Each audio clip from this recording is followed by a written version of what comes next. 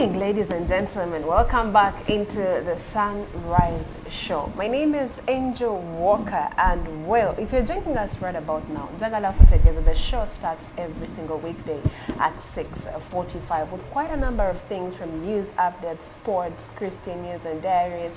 I mean, anywhere there's also healthy living, lifestyle, and business treasure tip. And of course, we sum it up with a topical discussion right about this hour. Today we're going to be looking at the exportation of dairy and a number of products that Uganda exports to different countries. In particular, Uganda signed an agreement with Algeria in regards to exporting powdered milk. And how is that going to benefit us as a country? To be a part of this discussion, use the number 0746 405060 or tag us on our social media handles at Promise TV UG on TikTok, Facebook, Instagram, or even YouTube. We are live. Well, in studio, here are my co-hosts. That is Don Stewart, G the Guru, and Susie the Rich Babe. Good morning, colleagues. Good morning. President, who has tickled you? Madam President. But today we want to close this here and now. If G is the governor, Stewart is the what, and I'm the what? Because we shall talk about it. No. To choose. Yeah. It should go on record. Yes. So that ebintu webitukira wano. witnesses.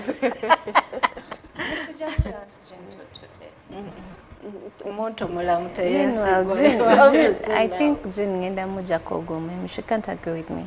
No. You're the one who assigned your government. Even the president of this country appoints someone. True that. So to network with them more time. Take pressure. Pressure. I'm the president. How are you though? Over to you, Stuart. How is your Friday? My Friday is really going very well. Yes, I'm really fine. I couldn't wait for the week to come to an end. So much has really been going around us. Yeah, it's good. So, yes, Madam President, do you take milk? Yes, I do. But I limit how much dairy products I take. Okay. Now some people they don't take lactose, they take milk, but they don't take. No, I take any, but I limit the amounts. How do you limit? Later when you're yogurt, I'll take maybe like a week without taking. So is always asking for ice cream. You think ice cream is made out of what? No, that's what I say, that I limit. Even ice cream, I limit. I don't take ice cream every day. Do you take ice cream every day? You don't take every day, but every week you ask, who can take me for ice cream? Can we go for ice cream? I limit. Let's start on this particular note. You said the president of Uganda, of course, flagged off the first shipment of 500 tons of powdered milk to Algeria. This has been a discussion that has been ongoing since March 2023 between our president of Uganda and the president of Algeria. And of course, we are seeing one of the companies being at the front line. But milk is just one of the products. Susan, what could be some of the other products that we are exporting outside Uganda? Well, apparently we have top 5 exported products from Uganda. That's the record that I have is for 2023, where according to the data from the Observatory of Economic and Economic Complexity, Uganda's leading products in 2023 were gold, which was worth $3.16 billion, coffee, worth $990 million, refined petroleum, worth $136 million, and dried, salted, smoked or brined fish, which was worth $102 million. And lastly, cement worth $91.1 million.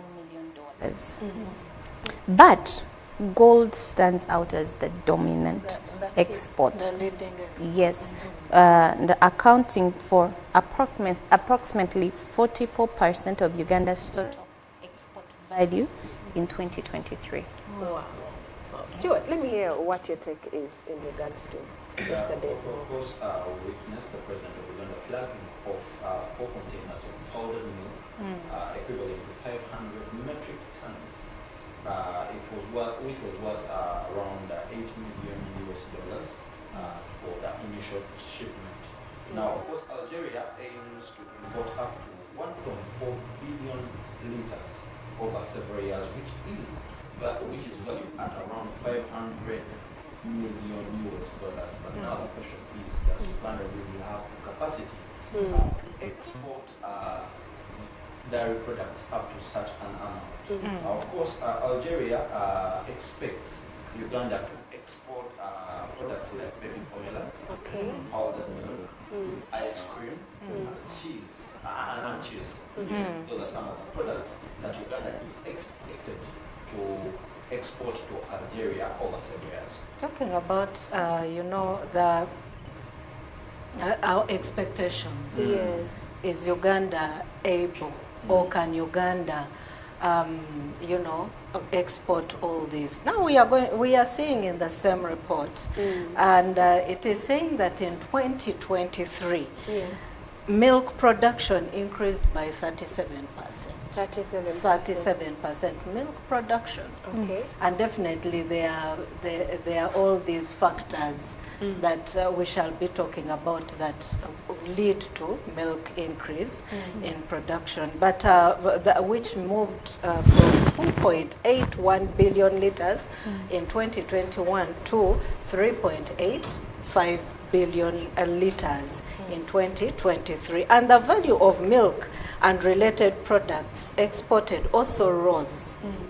Okay. It also rose from 102.6 billion or million to in 2022 to 264.5 million in 2023. Now there must be something that has to be done, underground work, because I mean, if Algeria, we've seen this, nations expect stuff from us, and I mean, when they give their expectations and it is all exciting, and it is they are saying now we need 500 billion liters of milk from your nation.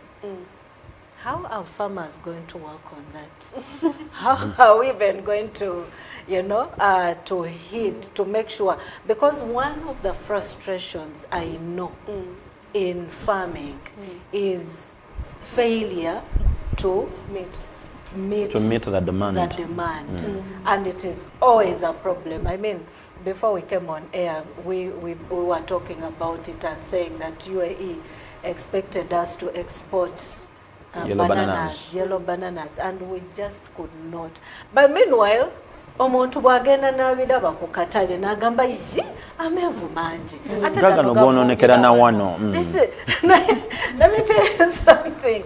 It is one thing to see these things on face value. When it comes to exporting, first of all, exporting has standards that have to be met. You don't just wake up and say that amataludi bagayuye ate bano bakola bongo kitegeeza tulina amata mangi. No, my dear, it doesn't work like that. There are international standards. So as we are talking about this, shall we even get to that level where we meet the international standards? I'll also give you another example. Avocados, as simple. You see what you've been talking about, and we can make oil. People are making oil out of it. But let me tell you something. When it comes to exporting even an avocado, the size matters, the color matters, the weight matters. Were there any chemicals used in fertilization or as insecticides? Because for us as Ugandans, and by the way, these things are even going to come into the milk also. Kubanga kacheda wabedawo omuntu agamba twanguyeko tukole speed. But let me tell you, just even you getting a poor quality milk, because even as this milk is not good from, for example, so's dairy. It is collected. So your standards must be the same as my yours. standards and every other person, I'll- so that we are able to. I was here looking at a few other countries that export dairy products in Africa, and I've seen Ethiopia with over around 10 million dairy cows. Ethiopia produces nearly 4.6 billion liters of milk annually. Now, according to the data given here by ISU.com, it says that Uganda, with the data from Uganda varies slightly. Uganda produces around 5.3 billion liters of raw milk, with 3.85 billion liters marketed against national consumption demand of 800 million liters. Now, Kenya is also a major milk producer and has a high milk consumption rate internally as the country, with a significant portion of milk coming from smallholder farmers. Of course, we also have Tanzania, much as the data isn't so much known, but these are the few ones. But I also looked at a few companies in Uganda that are stakeholders in the dairy production industry, and we have Jessa Farm Dairy, known as the leading dairy producer in Uganda. It's family owned and it was founded in 1989. We also have Pearl Dairy Farms Limited. We have Amos Dairies Uganda Limited and Paramount Dairies Limited. We also have GBK, GBK Dairy Products and Royal Milk Enterprises. Those are a few companies that produce milk and dairy products in Uganda. Well, I would like to really let us camp around the capacity of us Uganda being able to produce. First of all, for domestic consumption, before we talk about international exportation. For example, you mentioned an increase from 2.8 billion liters of milk produced in 2022, and in 2023 we saw 3.8 billion liters. Of course, there are triggers behind this particular increase, but in this data, we may not ascertain that it's entirely domestic supply. There could be a possibility that there is also international supply. From what Stuart has shared with us, do you guys, because you talked about the procurement procedures that are involved in this exportation, do you believe that, because Tweleman ali mukataja gamba manji tuina bintu bingi, but do you believe we have the capacity to meet up to this standard or agreement? Well, I think if we put all our guns to it, we have the capacity. Why am I saying so? Because I have seen, and I have been I've been in meetings where, number one, the exotic cow, because that is where I think Uganda is prides itself. Yes. That there is an agenda to preserve the exotic Ankole cow. Now, the exotic Ankole cow, it does not necessarily, the longhorned, you know, because there is the exotic and then there is this mixed breed. Now, there is a whole program that is looking to preserve this cow, because preservation of these breeds stabilizes the quality of milk. Yes. Yeah. Now the milk from the exotic is so different from the milk from the mixed breed, and you're going to find that the quality matters, and then of course it works on the price and all these things. But one thing I have also seen being done in Uganda is, for example, the artificial insemination. That yes, a cow takes a long time to mate. There are so many things involved. But now artificial insemination is done. And all these things are to make sure that we are ready and we increase. And that is why even the statistics are showing. For example, Uganda's milk production has experienced a steady upward trajectory over the decade, and the decade is from 2018 to 2023. It is showing that 2018 we used to produce 2.51 billion liters, but now in 2023 there is 3.85 billion liters. That is all attributed to the fact that there are issues, there is something being done in terms of preservation, in terms of boosting, in terms of, you know, having these cows, artificial insemination being done. We have seen on Barra Highway, there are roadblocks there. Yes. And they are specifically for the people that are animal roadblocks. They check. They check. Now, the cows that are moved have to be a specific time. You know, there are so many standards that government has put up so as to make sure that much as there is also meat production that is needed, but the dairy production has to be preserved and you know, in that line, when Jim was talking about the exotic breeds and you asking whether we shall be able to meet the standards and the amount, when she talked about the Frisian, the exotic breeds, because they're known for giving more milk, I had to look back because many people have been wanting to get into dairy, but when it comes to exotic breeds, they're known for being expensive. And I wanted us to see how much a Frisian cow costs. The price range is 1.7 million shillings to 5.5 million. And the milk production typically is 20 to 30 liters per day, with potential increase after subsequent calvings. For example, a pregnant hybrid, which is 5 months, it's 3 million. The bull cow in Toro, it's 4 to 5.5 million shillings. And the Frisian cow is 1.7.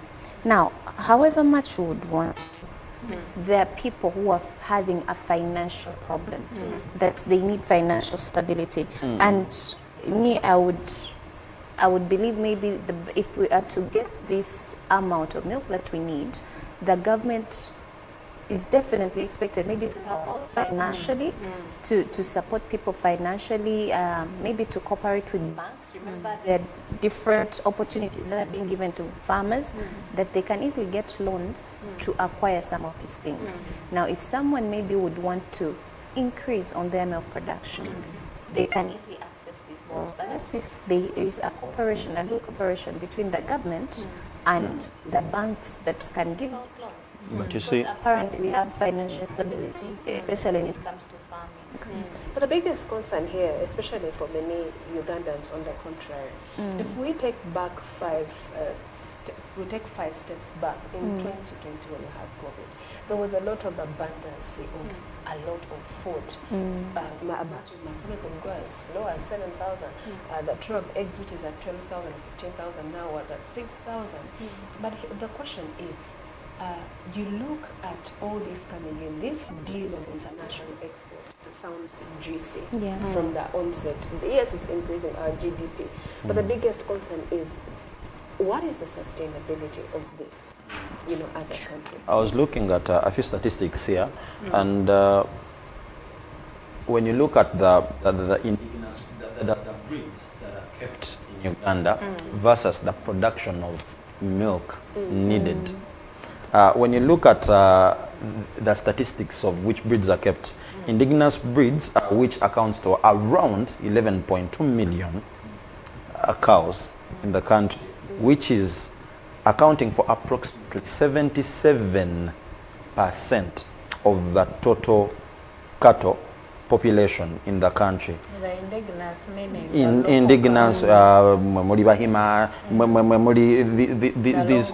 Longhorn, Zebu, Nganda, like those local breeds. And now when you look at the amount of milk produced by these breeds, remember it's accounted in lactation periods, which is around 350 days. That is the lactation period of cattle production from milk production from cattle. Now, the amount of milk coming from these local breeds, it's not even sure because it keeps on fluctuating. Normally, it's 1 to 4 liters per day. Yes. Compared to this one, which goes for 20 to 30 liters a day. Yeah. So it's fed well. On one hand, just to come in as you continue, on one hand, we see, yes, 500 tons of milk are going out. But if we still remain with the same production line without seeing an increase, we are going to be able to fill ourselves at the end of the day. Just continue. Now, when you look at the exotic breeds, the world population is about 3.3 million cattle, cows in the country in total, which is only 23%. And we say cattle is being slaughtered daily. 23%. Kati twogera ku nte ezikuumibwa naye eziproducing amata nga tuvudde ku z'ennyama. It's only 23%, which is 3.3 million cows. Kakati zino gondi breeds, exotic breeds ezisobola okuproducing around Frisian, which produces around 3,825 liters per lactation period. Twagambye lactation period eri mu nnaku 3 okitegeera ennaku 3 ya lactation period mwosobola okufunira amata okuva mu nte eno. Kakati which Ayrshire, which is producing 3,375 liters per lactation period, and of course you have Jersey, which produces 2,970 liters of milk per lactation period. Naye zinezisobola okuproducing amata amangi agasobola increasing on the milk produced for export, ziri only 23%. Okitegeera. And ezitalina nnyo mata, ezita producing nnyo mata gasobola tuyamba, ziri 77%. So I really think it becomes a problem, and I really, if we keep on like this, what about kikolebwa? I really believe wagenda kubeerawo problem of us not sustaining the demand. You said agatasa tuyamba over, because that's, you're talking about the local breed. And kakati, there's no local breeds. Producing only producing only 1 to 4 liters per day. Not more than that. That is per cow per day. Okitegeera kati zino tosobola nakuzibalira how much it will produce in a lactation period. Lwaki? Kubanga it even fluctuates. Kubanga kati gwe bebanga ente ekuwa liters kuva kunya paka kwemu. Chiba kizibu okudetermining how much it will produce over 350 days. Okitegeera. So I really believe it's going to be a bit of a challenge, except action is taken. You know, I would like us to hear from the audience, but just before we engage the audience, I would like us to return on the note of what you think or the direction the government should take in terms of making deliberate actions or decisions to improve and increase the high yields and production. Now, our dear audience, if you have just joined us right about now, we are looking at the Uganda's dairy trade with North Africa, that is Algeria, the promises and the pitfalls that come with these international agreements. Well, you can share your thought using the number 0746405060 or at tagging on our social media handles at Promise TV UG, TikTok, Facebook, Instagram, and even YouTube. Well, let's dive back into the discussion. On the question that you have asked, how government is going to or is trying to improve on dairy production. Number one, or let us not forget that the president has been going around, you know, overseeing, not even overseeing, but it was just for him to see how the PDM is doing, parish development model. And we have seen that in the parish development model, cows were given out to farmers, dairy cows. And there are particular people that he intentionally gave more cows, because actually each cow was rated at 4 million, just like Sue was reading for us the statistics. So government is definitely having all these plans for farmers, and it is to basically help to increase on production. Yes. You have talked about the credit facilities. Yes, these ones are available to farmers, and also the trainings, because I mean things have changed. Yeah. Zero grazing, we don't have now enough land to. I mean, not even zero grazing, but nomadic kind of grazing. So now what people do is that there is a specific type of grass that still was introduced to farmers, and they grow it. It grows faster. It can be cut down and made into hay and stored for a longer period of time, and it also increases on the milk production of the animal. So all these trainings and information that is given out to farmers is specifically to help on the milk production. But I G, want for to me, believe. me on the other side of this, I look at a perspective of, if I've been, let me say, I am producing something at the comfort of my home. I haven't registered my business, and now my business begins to they call it booming. Like the demand is more higher than what I can supply. It means I have to bring in more machinery to help me meet the different demands. In some of these demands, like the agreement, the contracts you're going to sign, and you make sure you don't fail at the end of the day. But mentioning about that grass, I believe the direction the government, one of the direction the government should take is to make sure they reduce the cost of maybe the medicine given to these cattle, the grass, the cost of the grass, because at the end of the day, it goes back to the taxpayers who suffer with this. That is very true. And by the way, there are subsidies that have been done.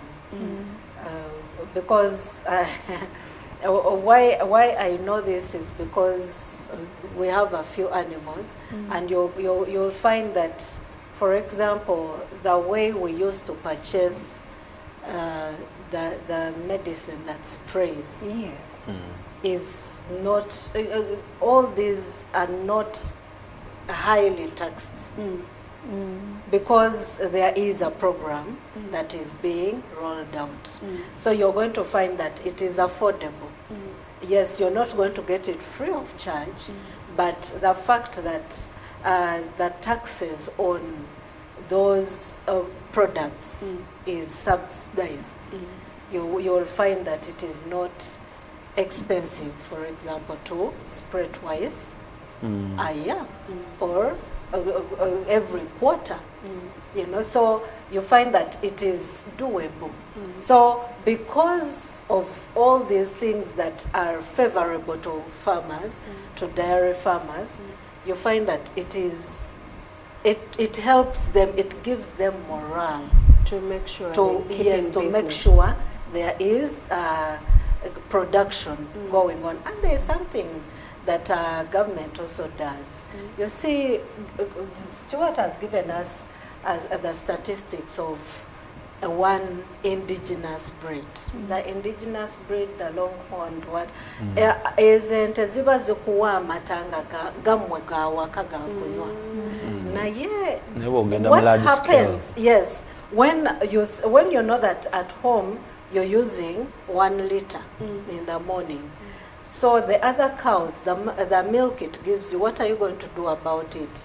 What government has done is to put collection centers Okay. in places. So you find that Jean has cows, Sue has cows, Angel has cows, Stuart has cows. You know, people around have cows. So we collect our litters. Nemutwala ku dairy.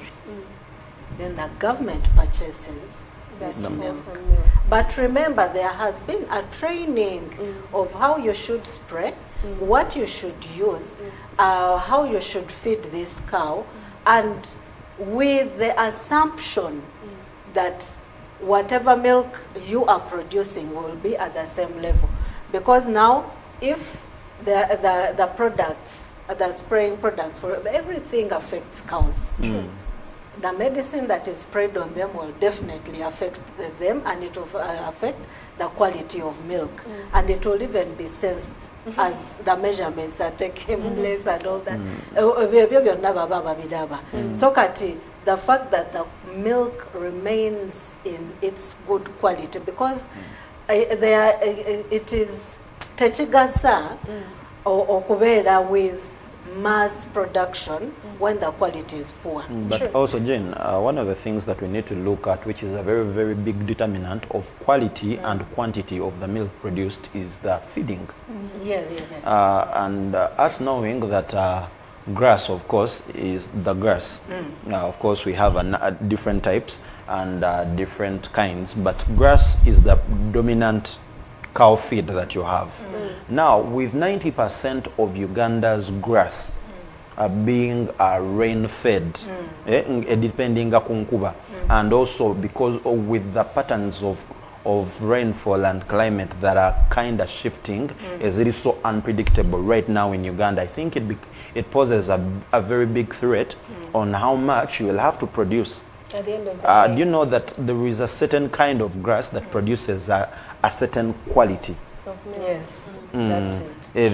Wabeerawo ebika kakati wabeerawo omuntu nga yagenda gamba nti nze ente zange nzifiidinga bisagazi byokka, ne wabeerawo omulala ng'agamba nze omuddo gwonna gwensanga tusala busazi ne tugenda ne tudryinga. Okitegeera, bino byonna bipozinga a very big threat to how much you're going to produce, but also to how is it, how the quality of what you're producing. That's very true. But Kakati, right now, until if I really want to believe if we as a country tutandika okukozesa irrigation for our grass ne tuva ku nkuba kubanga eri a bit unpredictable. But there are also some other measures besides irrigation, water harvesting, and these tanks that are involved. Kati kubanga you look in places ebifo ebisinga omutera okuva ente, places in Churhula, places bwogenda like Moso in the western, ogenda okusanga nti amazzi gali a bit scarce. Kati Angel bw'oyogera ku water harvesting, it's also a threat. No, it actually works. It works. What has happened in Chirohora, Mbarara, Isinjiro, Dams. Rokonjiri? Yes, there are dams, and these days there is a promotion, or farmers are encouraged to water harvest, use the rain season to harvest water, and there are tanks that are over 10,000 liters, because cows take a lot of. So there are methods that have been put in place to make sure that there is water day in, day out. But also, just for our viewers' information, is that the grass that was introduced to feed these animals, it is resistant. It's weather resistant. I see it even near my home. Our chairman grows it. But you see, even during the dry season, that grass continues to grow. But there is also something that the government has put in place, or there is something called the PPP, public-private partnerships. Now, where you have talked about these dairy companies that have come up. the Jessers, Pearl Dairy Investments, Amos Dairies, Vital Tomosi Dairies. Now these ones are put in place so that they can partner with the farmers. So that all this milk is gathered and collected together, and it is all that helps with stability of production. But Jay, you know, grass is of course the real deal here. But also I believe the machinery that that gets this milk. It's high time we welcome technology in terms of milking these cows. Actually, when it comes to that, there is the milk cooling and processing facility. Yes. Which is through the NADS, and the government has provided dairy cooperatives with milk coolers and mini processing plants across various districts. And these districts include the Chiru, which we've been talking about, Kazo, Bushenyi, Kavale, and Chankwanzi. These facilities help to reduce post-harvest losses of dairy products like yogurt, cheese, and ghee. But maybe what I wanted to add on was the new areas or the new centers that have been put up for milk collection that June talked about. Do you know that those places you have a certain amount that you're supposed to produce? Yes. Which is 3,000 liters daily capacity. And one of the places where it is in Bukedia, which is the 3,000 liter daily capacity, and have been established to enhance milk production and support dairy projects in regions like the Teso sub-region. But can you imagine there is a national dairy strategy and policy reform? Maybe it's because sometimes we don't know these things, but these reforms are there, and there is a national dairy strategy too, which focuses on increasing milk production, improving on quality, and expanding markets. Now, when these policies are in place, definitely they lead, they guide people on what to do. Because if a policy is in place, that means all these things are going to be put in check, especially quality.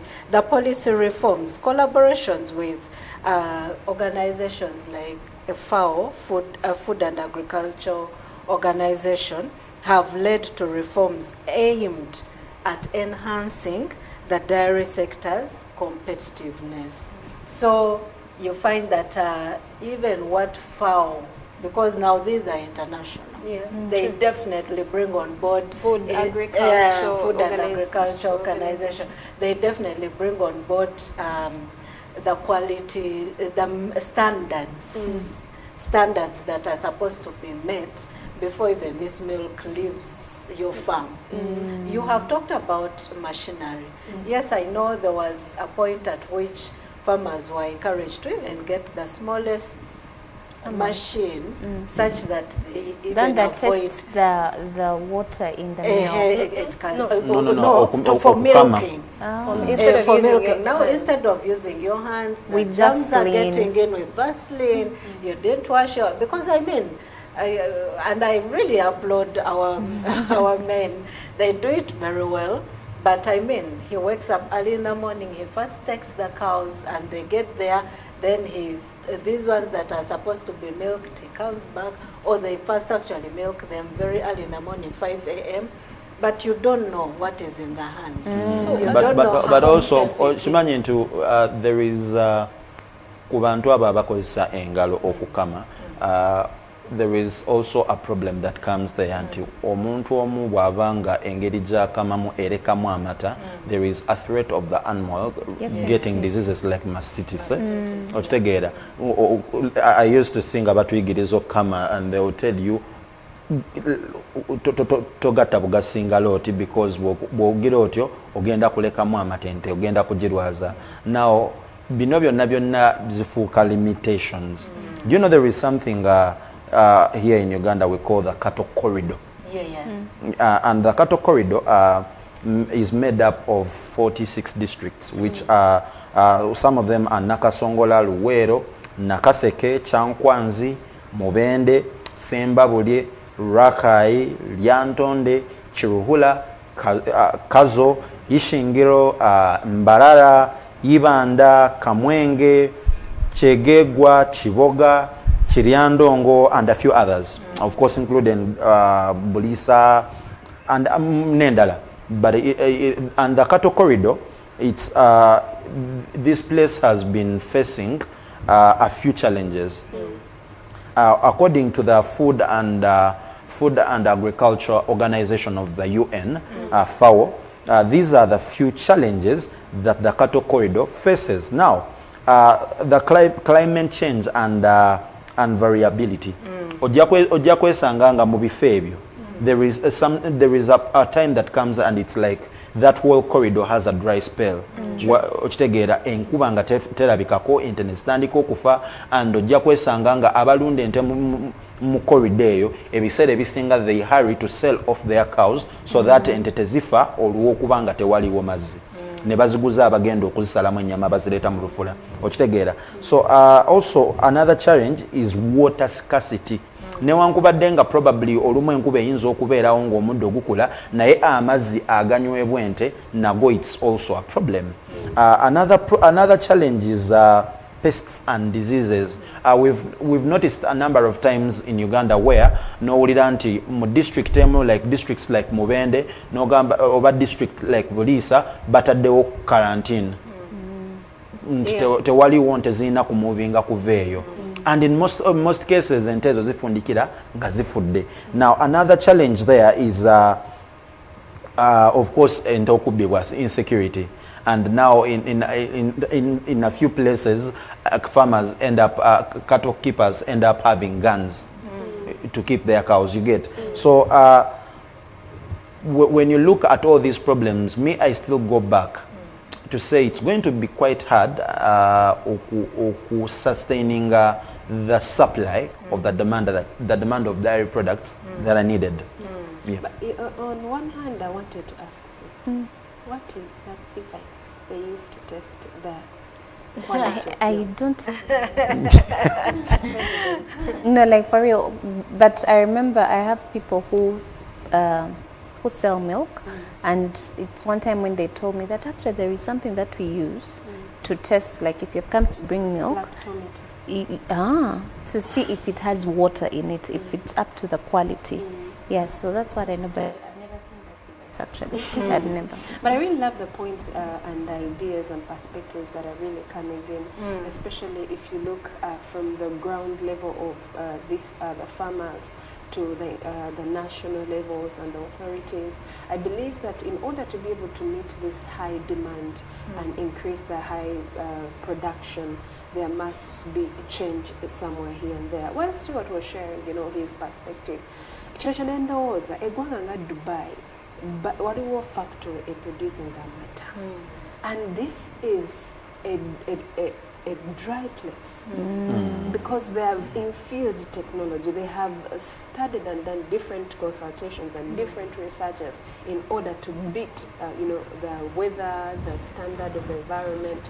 So it's the same with us, that it's not that we don't have the capacity, we just need to increase all these different things across from the farmers to the national level, so that we can outstand. We don't want to be in a situation whereby we have signed this memorandum of understanding, $700 million per month. Algeria ateni watu kunawagamba procedures amach agakoze bwegati quality tyabadde tetuuse bweti, But there are incentives also we shouldn't undermine or underlook, because there is a payment system to farmers. Kubanga ekintu ekimalamu abantu amaanyi nga omutako ono takola ki taliiwo nga tajja ono atuteyo amatage ate bajja musasula ddi kwegamba. But one of the things is that there are programs like Inclusive Dairy Enterprise, which is funded by the Embassy of the Kingdom of the Netherlands and implemented by the SNV.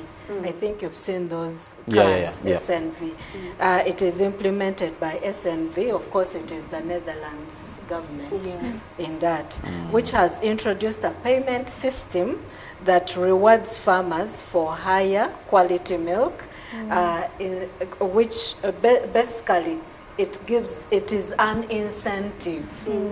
Nti aboleta amata amalungi quality ennungi tukwongerako. Kati rewarding system eyo weeri amazzi genkana ki mulimu amazzi temulina kuba amazzi temuli wakozesa gundi ki wafuuyiriza ki kuba ebyo byonna there are things that are used to measure that milk before it is added to the other one, the other collection, so that it is taken together. So there is that rewarding system, and definitely ogenda okusanga nga fenna tututeyo amata naye nga Stewart yatusinga okufuna akasi. But also I've seen a program, it's called the Scaling Up Climate Ambition and Land Use and Agriculture through nationally determined contributions at and the National Adaptation Plan, SCALA. And of course it's aimed at, of course this is through the FAO, Food and Agriculture Organization of the UN. And of course this program aims to enhance climate resilience, strengthening resilience through resilience of smallholder farms and pastoralists to climate change impacts. It also promotes sustainable land use through encouraging sustainable land use practices such as agroforestry and rotating grazing. Now also it aims to support the climate smart agriculture, provide climate information and support climate smart agriculture practices. It also aims to improve access to finance and markets. Yes, which is by the way a very big problem. Nti abamu abantu abayina ente ebiseera ebisinga there is a problem of them accessing the markets ne collection point webanga eri wala olumu enguudo ezituuka nzibu. So this program aims to improve access to finance. Wabeerawo omuntu nga ye ayagala okwongerako okugulayo ku nte endala naye nga akasente ke kataliwo. So this program is for such people to help them enhance access to finance, markets and other critical resources for farmers and pastoralists. Yes. And you know, what we are echoing right here on the Sunrise Show is eye-opening to the viewers. We may be excited, yes, we have got the deal, yes, but at the end of the day, it will sit back on us as Ugandans. But I want to appreciate the Sunrise crew. Webala okubaga mututegeeza ebintu byetuyinza okuba nga tusuuliridde nga tetubitaddeeko nnyo essira, and hoping that the government also swings in action to be able to support the different farmers across the board and across the country to we become better. You know, we see the dairy production going a little more higher and being among the top 7 or top 8. Well, I think that's, we call it a close for today's show. It's a Friday, ladies and gentlemen. I can see G swaying side to side, but it has been a great discussion. Thank you so much. As long as all different stakeholders do play their role, we're going to have a beautiful country and we will remain at the top. From us to you, we want to say thank you, and we call it a weekend starting now. See you. Coming up is